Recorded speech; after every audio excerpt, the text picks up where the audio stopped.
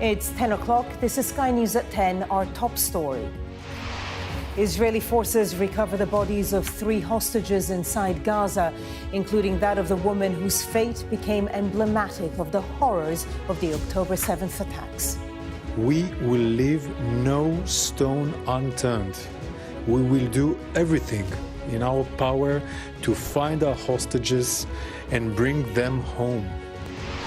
Down on the ground! Down! Down on the ground! Down on the ground! A man found guilty of killing a pensioner in a terror attack in Hartlepool is sentenced to a minimum of 44 years.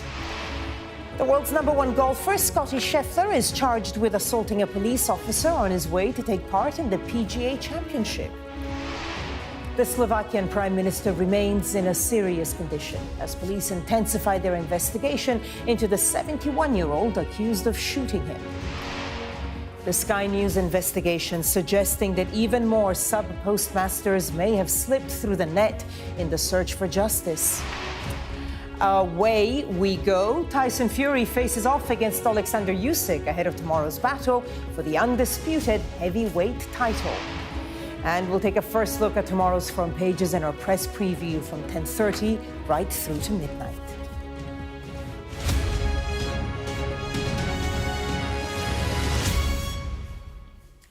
Good evening.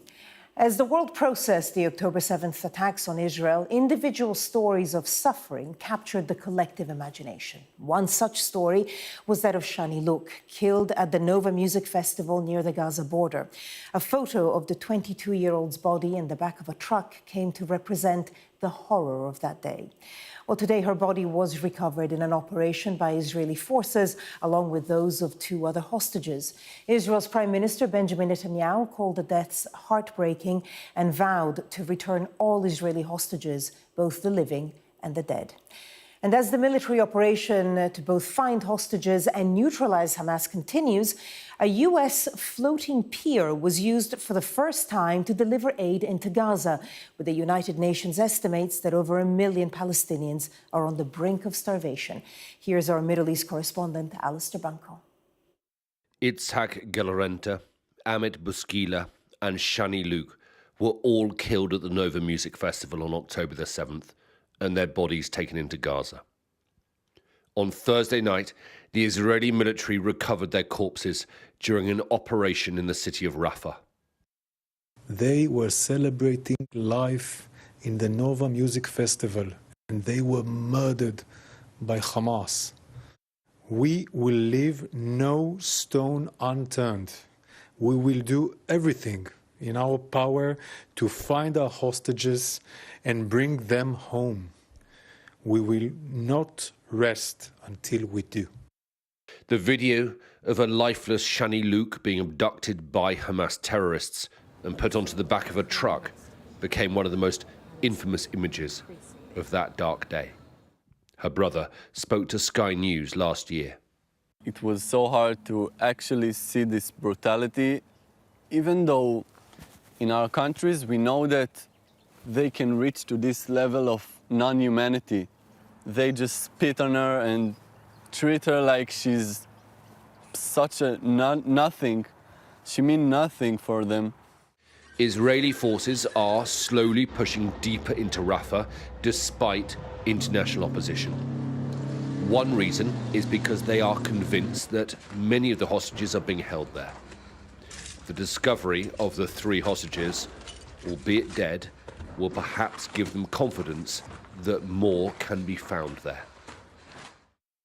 2 months after it was first announced, and after a few weeks' delay, the first lorries of aid drove off the new US floating pier in Gaza.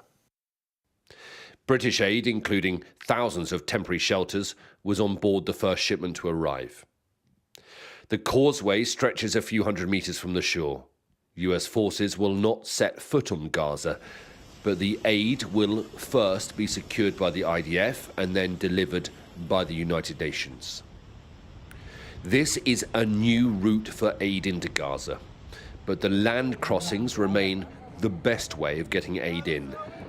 They are controlled by Israel, though, and not always open. Aid agencies are now warning of an epidemic as summer temperatures rise. There is little fresh water and human waste runs like rivers in the streets. As much as we need aid in getting into Gaza, we also need this war machine to stop so that we can save our lives and we can work as humanitarian aid workers more safely and reach all people who are in dire need for aid as well. Only a few kilometers inland from the port, the fighting is heavy. Israeli forces have returned to northern Gaza as Hamas has regrouped there. There were reportedly 30 people in this house in the Jabalia refugee camp. 6 bodies were pulled from the rubble. The rest are still thought to be underneath. The new pier might bring some hope, but many Gazans see the US Navy ships and don't understand why the Americans are giving them aid at the same time that they're giving Israel weapons. Especially as right now, this war shows no sign of ending anytime soon.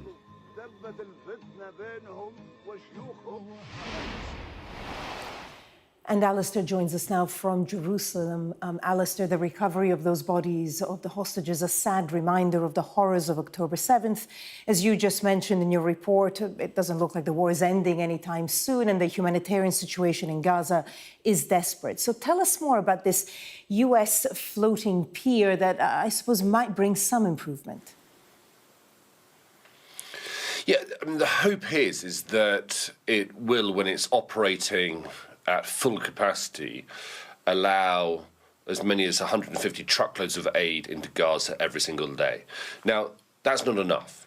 Gaza needs at least 500 trucks of aid coming in every day. But to have this new pier, and people question why it's necessary, why it was even necessary for the Americans to have gone to these lengths. But such as it is, 150 truckloads coming in will do a lot if they can get to that level to supplement and to complement aid coming in through other routes, through air and particularly through the land routes. That is as if the Israelis are keeping them open. And the Israelis, because of the operation down in Rafah, have effectively closed the Rafah crossing.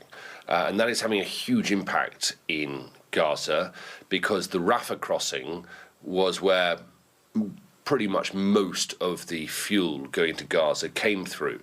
And if no fuel is coming in, then what we're going to see quite quickly is major services and infrastructure just shut down, just simply be unable to operate.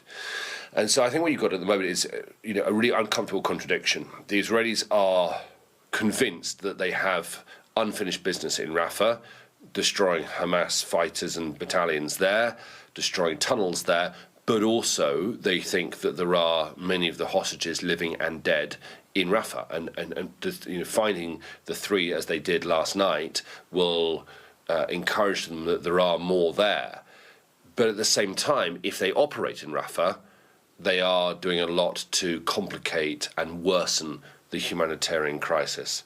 And so, as I said, that is the uncomfortable contradiction at the moment between the Israeli military operation, their attempt to recover their own citizens, but also what is happening to civilians in Gaza itself. Alistair Banco with the latest there from Jerusalem. Alistair, thank you. An Islamist terrorist has been jailed for at least 44 years for stabbing a pensioner to death and attempting to murder his housemate in attacks that he said were revenge for the war in Gaza. Terence Carney was stabbed 6 times in Hartlepool town centre, 8 days after the October 7th attacks. Ahmed Alid told police he would have attacked more people had he not injured his hands. Our North of England correspondent Shingi Mararike reports. Down on the ground! Down! Down on the ground! Down on the ground! Now! This is the moment police closed in on the terrorist.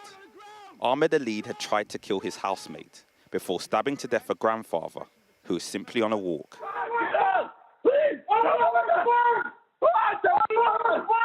This 999 call captures the chaos as police were called to the house Alid shared with Javed Nouri, an Iranian asylum seeker who had converted to Christianity. He stabbed Nouri multiple times with 2 kitchen knives, shouting, "God is the greatest" in Arabic.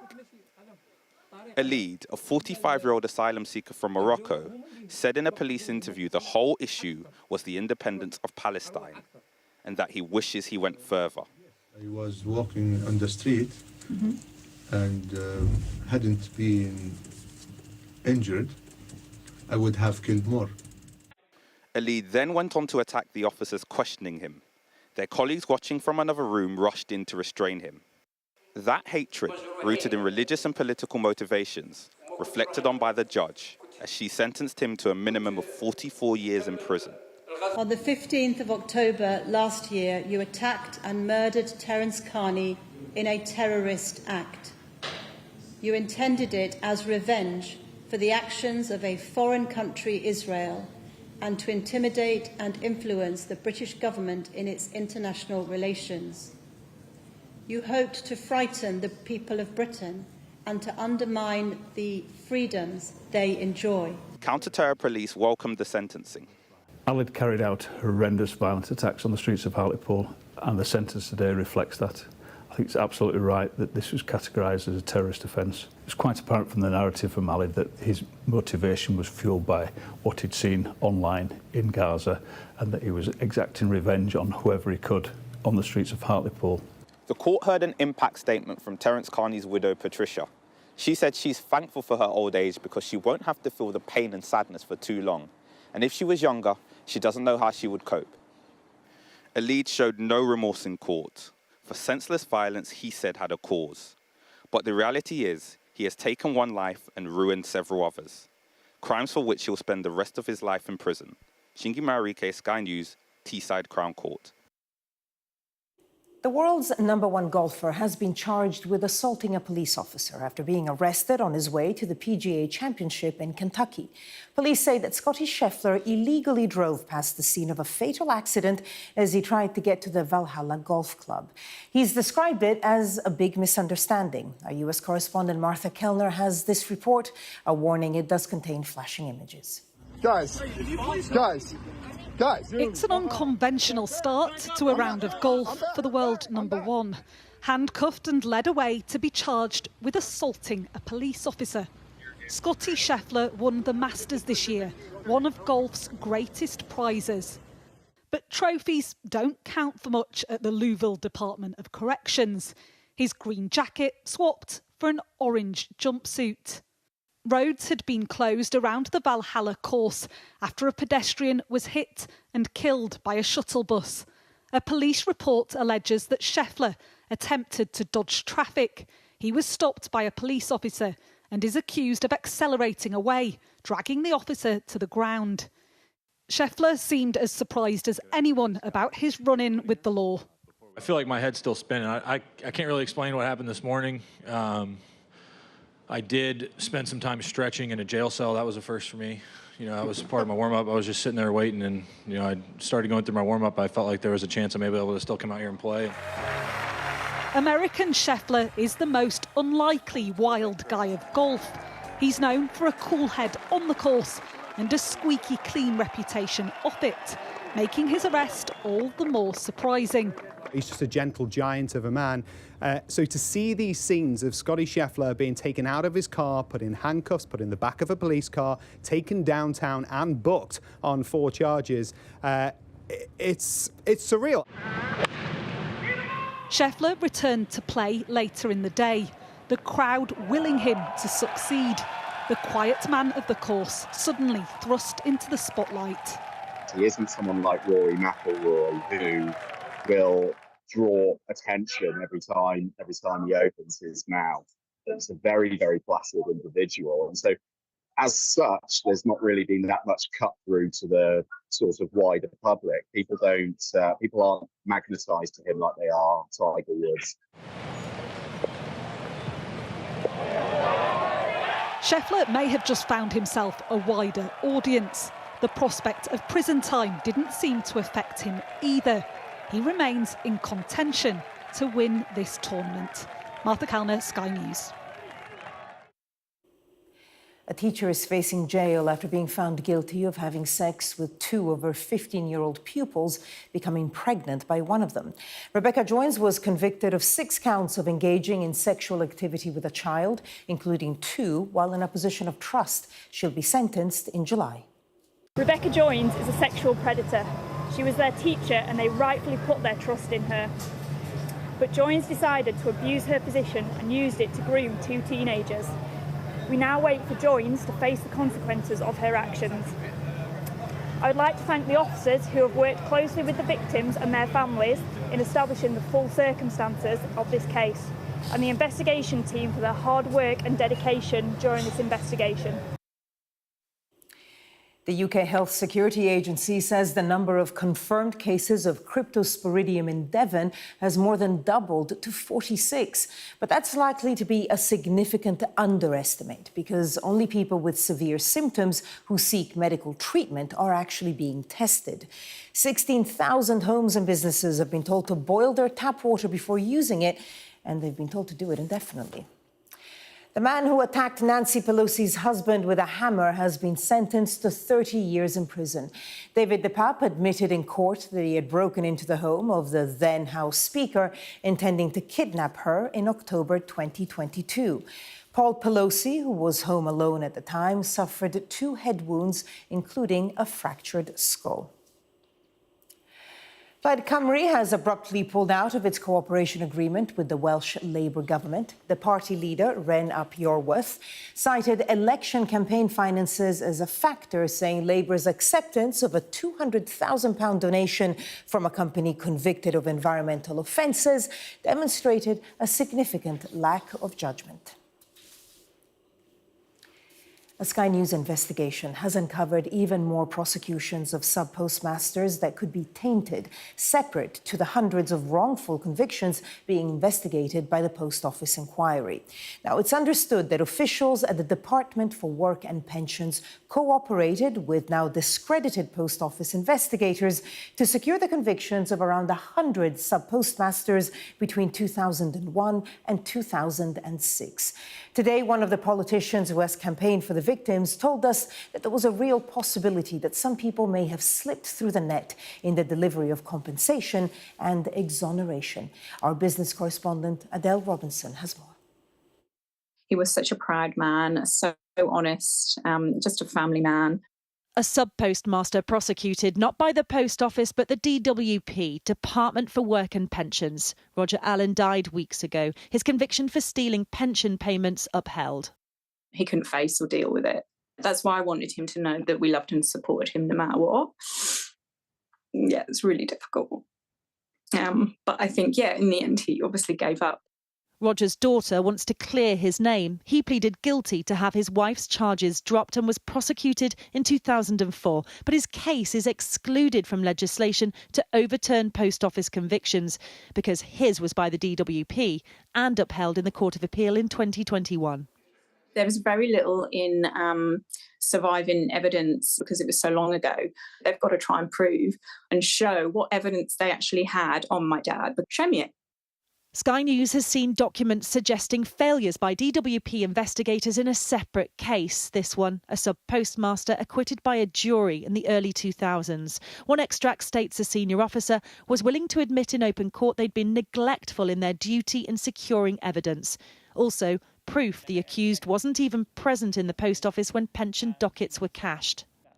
We've got the transaction logs that they obtained that showed that the person that they're accusing did not actually cash the dockets that were in question. I think it's pretty certain that there is more cases out there that, have a conviction who shouldn't have, and they are part of the miscarriage of justice. It just shows the level of incompetence that's gone on. And yet, they've still probably forced people to have pleaded guilty.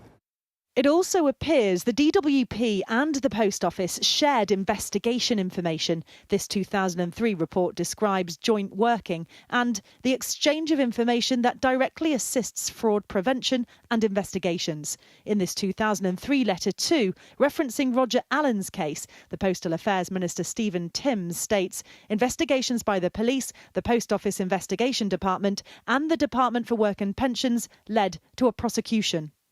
And that's raising questions more broadly now about the reliability of evidence used in convictions with any connection to the now discredited Post Office investigation teams.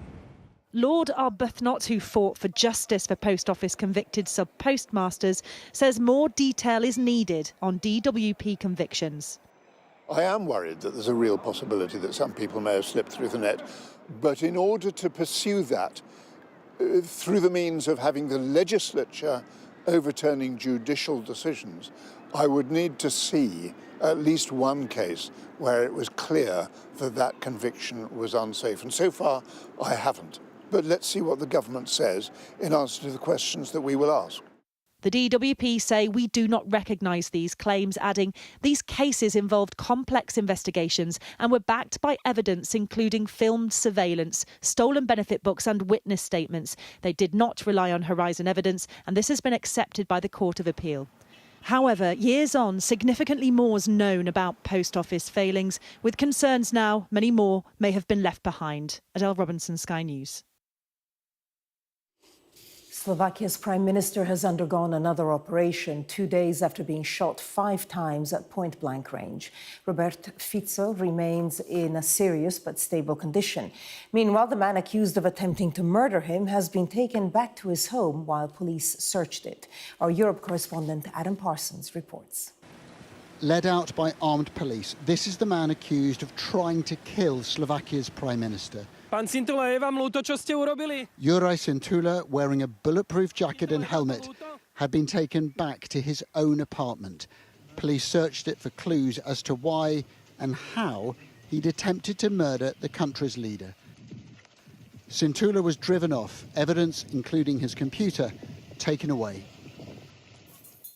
We meet Miller, who's known Sintula for 40 years and considered him a nice, good person. He said, "We thought of politics as something to laugh at. He was opposed to some of the things the government did. His opinions were quite different." Chibo lives next door, stunned. I think it's really uncomfortable. I live here for 17 years, and it's shocking me as well that in this garbage town is happening something. It's shocking me that I lived few meters from him, like really few meters. Juraj Sintula lived in this apartment block for more than 4 decades, and the people who knew him said there was no sign he was going to do something as extraordinary as this. They, like the rest of this country, are in a state of shock. So why did this 71-year-old poet try to kill Robert Fico? Were there any clues in his past? Well, Sky News can confirm Sintula was connected to a group called Slovenski Branci, which was the largest paramilitary organisation in this country, focused on defending the borders and dubious about government control. The group has since been disbanded. The Prime Minister remains in hospital, conscious but still causing concern. His condition continues to be very serious. This surgery allows for medical checks on the healing of the gunshot wounds. I think it will take a few more days before we can know the direction of his improvement. Fico is a divisive, inflammatory politician, but the attack on him has united this country in a sense of bewilderment. Adam Parsons, Sky News, Slovakia. The Infected Blood Inquiry is due to publish its final report on Monday, more than 50 years after the scandal began. Tens of thousands of people were infected with hepatitis and HIV after being given unscreened blood, and thousands of people have died as a result. Our science and technology editor, Tom Clark, has been speaking to one of the few surviving haemophilia doctors practicing at the time, who describes being seriously misinformed about the treatments. For more than 5 years, the inquiry has studied millions of pages of evidence from hundreds of sources and witnesses. It's tasked to follow the course of the infected blood scandal from its origins in the early 1970s, via warnings, missed opportunities, delays, perhaps even deliberate cover-up, to the truth about the worst treatment disaster in NHS history. I want accountability. We lost everything. People lost their houses, we lost their family, jobs. These people are just going on with their lives. That makes me feel angry, very angry. Around 1973, a new treatment for haemophilia became available, concentrated blood clotting factors, to replace those missing in haemophiliacs. Factor 8 and Factor 9 concentrates were revolutionary. It was a huge step forward in convenience, predictability. But as early as 1974, there were questions about safety. Patients receiving them were getting hepatitis, including a new, as yet unknown kind. But nothing happened due to concerns about costs and availability of virus-free alternatives. Lee Morey was infected with hepatitis C and HIV from factor VIII concentrate. They knew the risks. They knew what they were doing to us. But with costs, they didn't care. In 1984, HIV testing arrived and it became clear the majority of haemophiliacs treated with factor concentrates were HIV positive. I wasn't told till I was 14 years old, actually the laws. It was hard. It was very hard knowing, my friends were dying around me and I could be next. They were playing Russian roulette with our lives. By now, the UK had switched to using safer heat-treated or UK-produced factor concentrates, but it was too late. I was attending funerals regularly. To have caused this in the process of giving treatment, it was the worst thing you can imagine. By then, with the identification of hepatitis C virus in 1989, a parallel scandal began to emerge. Testing of UK blood donations revealed our domestic supply had been contaminated with hepatitis C for decades. We now know up to 100 transfusion recipients, from cancer patients to birthing mothers, were infected with HIV, and some 27,000 with hepatitis C. Over time, campaigners revealed how much health authorities knew, and evidence that key documents relating to the scandal had been destroyed. In 2017, the government finally announced there would be a full inquiry. The victims expect and deserve much from its final report, but know it won't come close to righting the wrongs they've suffered. Tom Clark, Sky News. And a reminder that the long-awaited report from the infected blood inquiry is due to be published on Monday. We're going to have full coverage throughout the day here on Sky News, starting in breakfast from 6 o'clock. Sarah Jane Mee will then be presenting live from the inquiry from 10 a.m. Arne has confirmed that he will be Liverpool's new manager after Jurgen Klopp's departure. His current club, the Dutch side Feyenoord, said on its website that next Sunday's match against Excelsior will be Slot's last game as head coach. Klopp leaves Liverpool after their final Premier League match of the season on Sunday. He's been in charge for 9 years. I would not be happy if I would have thought I could have done more. I couldn't have done more. Could have done better? Me? Not. Could somebody else done better? Probably.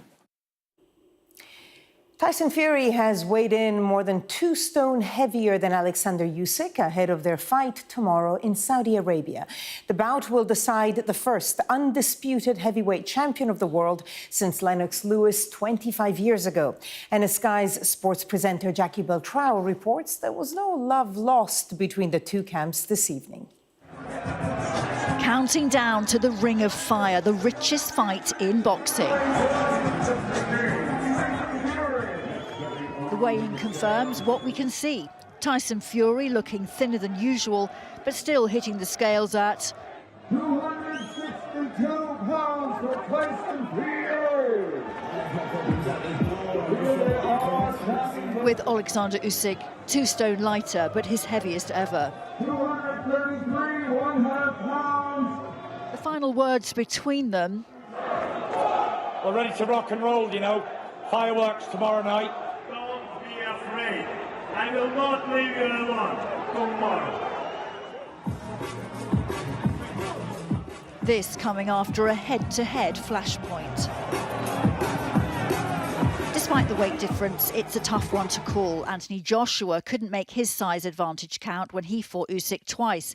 Plus, Tyson Fury was disappointing when he fought Francis Ngannou 7 months ago. AJ ain't worthy to tie my shoelaces, and that's why.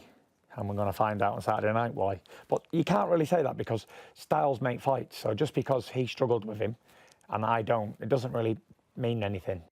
At the start of the Ukraine war, his opponent was fighting on the front line until President Zelensky told him to serve his country in the ring. It's a big event for Ukraine, for me. It's a big fight.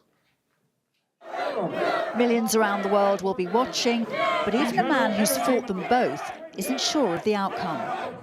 Can I be honest with you? I don't know. Yeah, you're the first person I get the real answer to that. I don't know.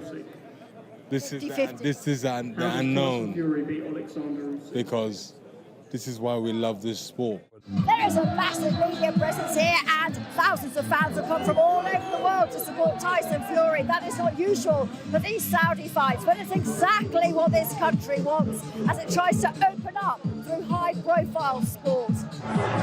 2 undefeated heavyweight champions, 4 world titles and £100 million paychecks.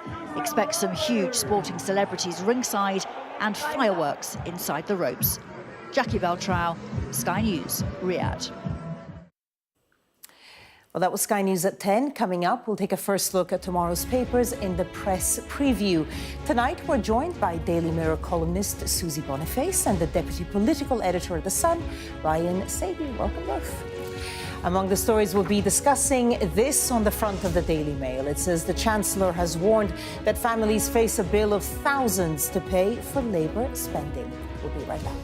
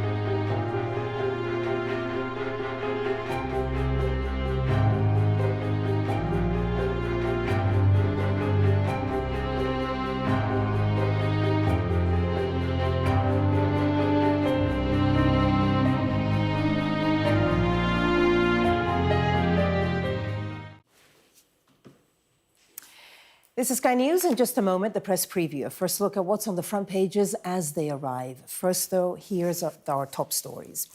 The Israeli military says it has recovered the bodies of Shani Louk, Amit Puskila and Usyk Gelerenter from Gaza.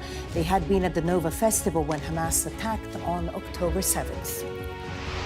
An Islamist terrorist has been jailed for at least 44 years for murdering a pensioner and attempting to murder his housemate in attacks he said were revenge for the war in Gaza. The world's #1 golfer, Scottie Scheffler, has been charged with assaulting a police officer after being arrested on his way to the PGA Championship.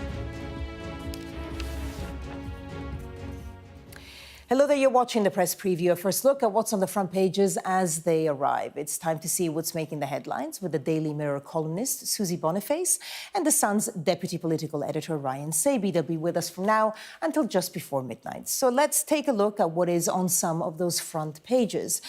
Well, an image of Shani Louk, whose body was one of the 3 recovered by the Israeli military, is on the front of The Times. The paper leads with proposals for teachers to be given protection from claims of blasphemy by religious groups.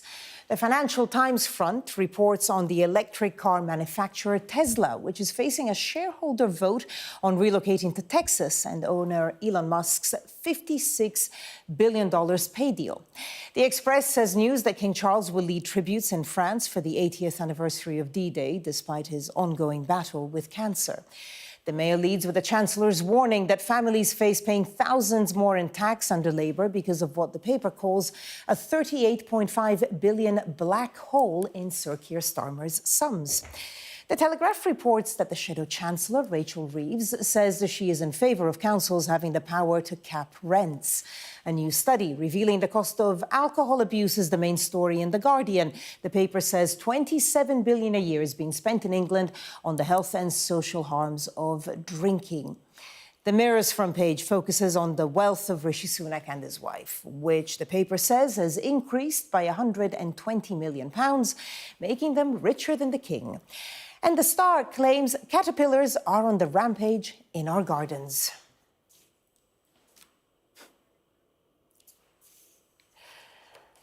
And a reminder, you can see more on the QR code. Well, we are joined tonight by Susie Boniface and Ryan Sabi. Thank you both so much for being with us. Lots of stories, lots of politics. I just want to start with the front page of The Times, which I think we can pull up soon. And it has a picture of Shani Louk, 22, the German Israeli, who was one of the 3 hostages whose bodies were recovered. And I think her picture was particularly dramatic because the video of her in the back of a truck was one of just such the searing images from October 7th. Just your reaction to this picture, to the fact the bodies have at least been recovered.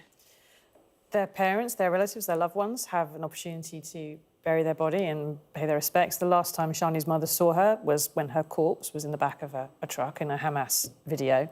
But I think it's worth bearing in mind that there are still, they think, about 30 bodies of hostages to be recovered still from Gaza, and there's 100 living hostages that are still there and waiting to come home. Regardless of where you stand on the Israel-Gaza conflicts and everything else, those hostages should be at home with people who love them. Yeah, they were just heartbreaking stories, and there's some quotes around this evening from the dad of Shani Louk, who just says this moment will now at least be able to bring closure to the families. But this horror for them has been going on for several months now. But if it gives them that closure, it'd be difficult to move on, but at least that they'll be able to move on in parts. Yeah, and Benjamin Netanyahu has promised that he'll bring all the hostages back, whether dead or alive. OK, let's take a look. Not really what any parent wants to. No, I know, but I suppose, like you say, at least you get some kind of closure if you have the body back. Let's go back to some domestic news, the Daily Mail front page. Let's look at the title. Hunt warns families face a £2,100 bill to pay for Labour spending, because apparently the sums don't add up.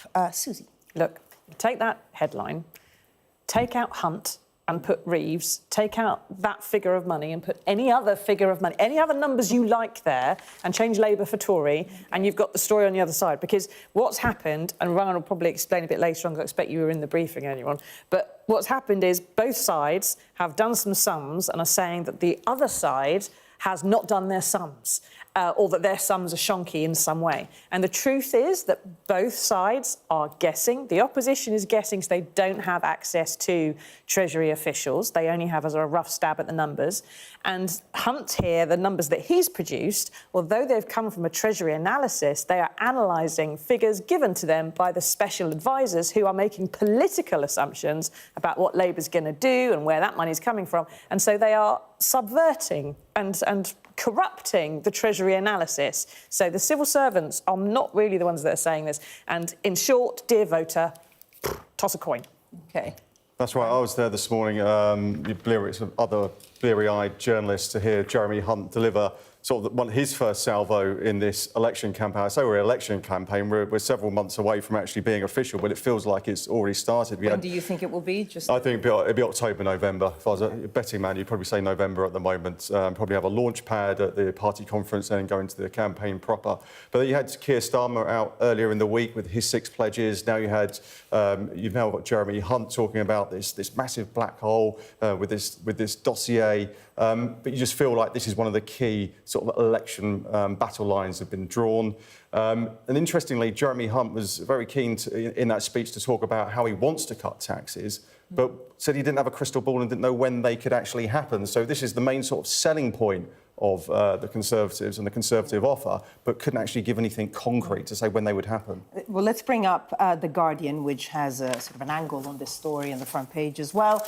Hunt accused of economic exaggeration. Labour accuses Chancellor of making a political stunt with his tax claims. I mean, I guess this is exactly what you were saying. So where are people left? If there are people at home watching this going, well, who is it that has got some economic reliability? Who is it who's done the sums? Who can I rely on? If even the Chancellor of the Exchequer, the one man in the country who could make a tax cut, doesn't know when he's going to make a tax cut, how can you make a decision based on the economy?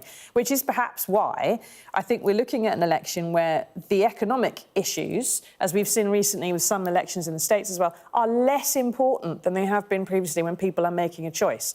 The economy is doing whatever it's doing, but people are going to make a choice probably based on other judgments, because whatever government comes in after a general election, whether it's a coalition or a Labour landslide or anything else, they're going to have no money and it's going to be really difficult. And I think everyone knows that. So you're actually going to be voting for other things. You're going to be voting for the person you like, the person you don't like, someone who's tainted by something, someone who isn't, or some other offer that comes out between now and the election. But I think Ryan's right. We've got about 5-6 months of this just dragging on and on and on, where they're fighting each other, especially over the long summer break. We've got 2-week recess now. They're only back for a few weeks in Parliament. Then there's the summer holidays. Then there's conference. We're going to go all through it again before they actually then go proper and actually start ding seconds out. We're going to get lots of headlines like that. Yeah, but the Labour number crunchers went through that document very, very quickly, and they were very quick to call it a dodgy dossier. They came out with this 11-point rebuttal going through it line by line and saying what the government or the Treasury analysis and the Conservative Party had put out just didn't add up. And then the Institute for Government this evening said that you've got to take all these figures with a pinch of salt. But this is just going to be horse trading between the two, as Susie said earlier. Let's take a look at another story, front page of the FT Weekend, and it's about the post office scandal. So MP's letters undermine Crozier's claim that he was not aware of the post office scandal. This is the BT chair, Adam Crozier, who received letters from several MPs about problems with the post office's, of course, Horizon IT system. Ryan, I guess, the post office scandal just seems to spread bigger and bigger. Yeah, that's right. And now we've got these emails or these letters went to Adam Crozier from several MPs. We've got Jeremy Hunt, who was then a backbench MP in opposition back in 2009, and several of his colleagues, including Francis Maud, who was also an MP at the time, putting these questions to Adam Crozier. Now, Adam Crozier's always actually given evidence, and there's a quote here from his spokesperson who says he's already given evidence in full for the Post Office inquiry. So you wonder how far this is actually going to get unless they recall Adam Crozier to give evidence. Whether that can happen or not, I'm not quite so sure, but that's one thing that, if the inquiry is interested in this, and this has just come to light then perhaps maybe that will happen. OK. Susie, let's just finish this segment on a story from your paper. So the front page there, Baby, You're a Rich Man Too. And this is about Rishi Sunak's wealth. We all know he's wealthy, but apparently up by 120 million in a year, which, you know, isn't going to go down incredibly well in the middle of a cost of living crisis. No, and it was down 200 million on the year before. So I mean, he's gone down, he's come back up, it's not back where he was. Just to put it into perspective, because when you talk about Rishi Sunak's wealth, it's just such big numbers that you can't really think about it. But a backbench MP earns about £91,000 a year. That's the equivalent to about 250 quid a day. Rishi Sunak's personal private investment income from his career as a banker, regardless of his wife's wealth, earns him, according to his tax records he's made public, about £3,500 a day. So many times more than what you get as a backbench MP. His wife's wealth is so big that the amount of money she gained on paper last year is 100 times what Rishi Sunak has from his personal private income. His Prime Minister's salary only pays about a third of his personal tax bill. As far as Rishi's he makes his judgments based on entirely different parameters to the rest of us. As far as Rishi Sunak's concerned, he is doing us a favour, making a huge sacrifice to work for a pittance, helping us out. And the fact is that most voters go, you're really not, could you stop? And he doesn't get that. And I think this is part of the problem that Rishi Sunak has got about being in such. It looks like if your wealth has gone up by 120 million to 600 odd million pound, it does look like you are out of touch. So when there is this cost of living crisis and cost of living pressures for families up and down the country, I think people just find it maybe a little bit more difficult to relate to what people are actually going through when they're trying to pay the bills at the end of the month. Ryan, Susie, we're going to leave it there for now, but we will be back with more stories coming up. The Guardian reports that the cost of alcohol abuse has soared to £27 billion a year. Details next.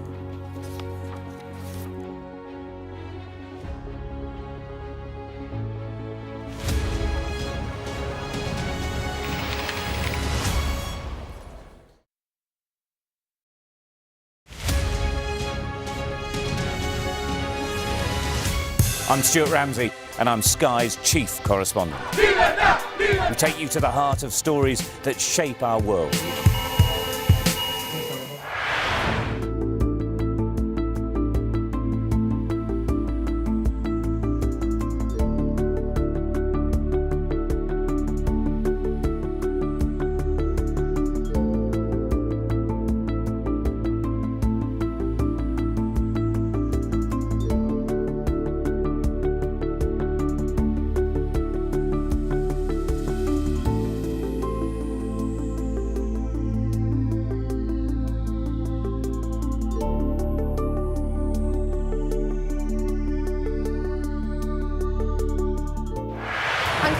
And I'm Sky News' arts and entertainment correspondent. When you think of Glastonbury, it's mud you want and music. They're going to cross to us live in a minute. Okay. Thank you so much. Brad Pitt is now a prolific producer behind the scenes. It's not a mystery to me. We always were capable of doing this. Oh, they're wonderful children as an audience. Who did that? Maverick here on the red carpet. I'm so excited, Tom Cruise.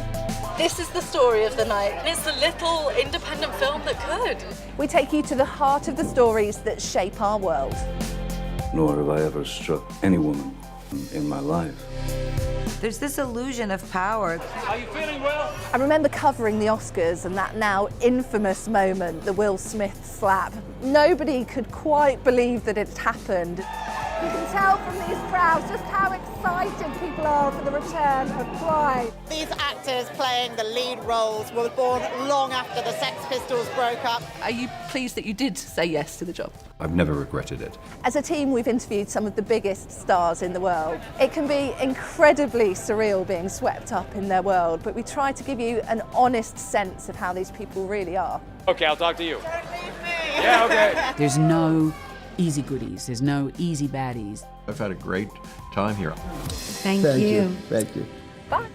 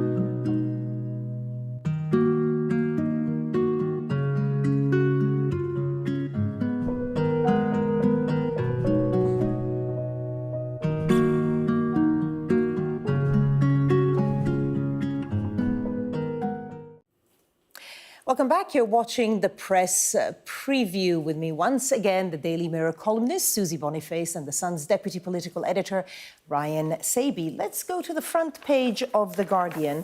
Sort of worrying story there. The title revealed alcohol abuse costs soar to £27 billion a year. So that's a latest study that shows, and it's gone up. Since 2003, I think by at least 37%. Yeah, and it's overall the sums they've done. It's not just about the harm that is caused or the tax loss, if you like, of people dying as a result of alcohol abuse. It's the impact on the justice system. It's the cost to social care services for unpicking troubled families and things like this. So once you look at the whole system, there are massive costs and they're increasing. You could say the same about domestic abuse, if you actually start calculating the cost of that as well.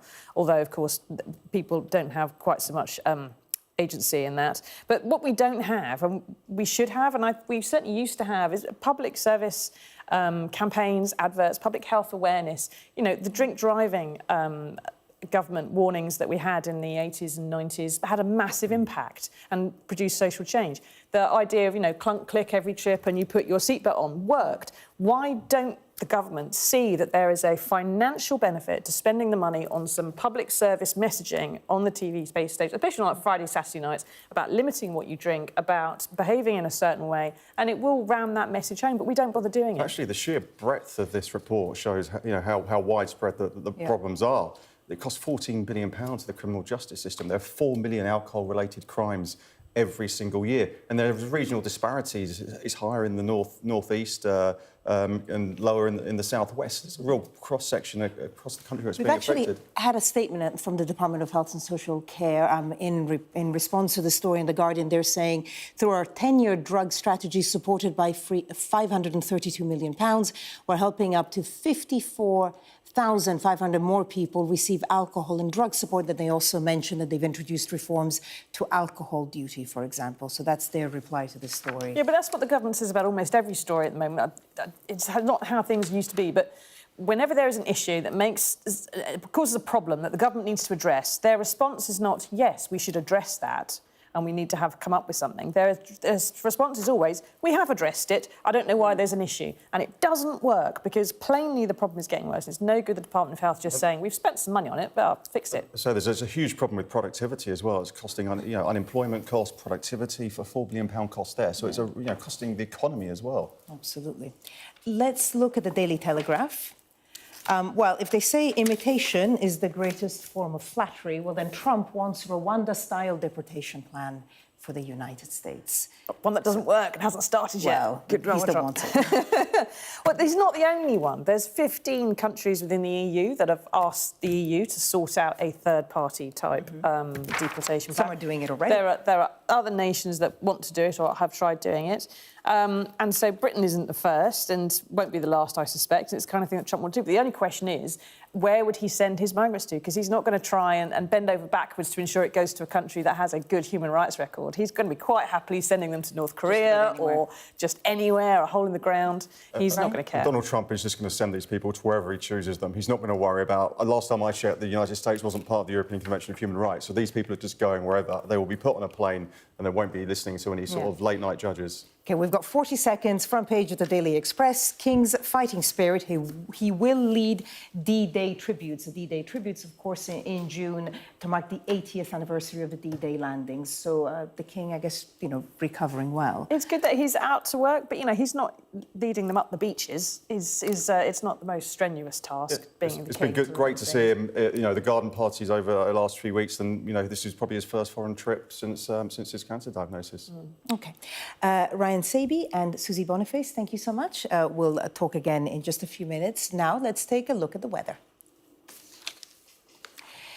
There will be plenty of warm, sunny spells this weekend, but watch out for some heavy and thundery downpours. Apart from outbreaks of showery rain pushing into southern parts of England, most places will have a dry start to Saturday with some overnight mist and fog patches. Things will brighten up after that murky start as mist and fog clear to warm, sunny spells and scattered showers, some heavy with hail and thunder. Low cloud and sea fog will linger near eastern coasts. Now, thundery downpours are most likely to affect parts of northern Scotland, Wales and southwest England, with up to 60 millimetres of rain falling in just a few hours. Sunday will be largely fine, with plenty of warm, sunny spells, although North Sea coasts will be cooler, where low cloud and sea fog lingers. Scattered showers will break out through the day, mostly in the south. Some will be heavy and thundery. It's a similar picture on Monday, with warm, sunny spells and scattered showers. Again, eastern coasts will be cooler and cloudier. Coming up next on Sky News at 11, Israel recovers the bodies of 3 hostages who were killed at the Nova Music Festival on October 7th.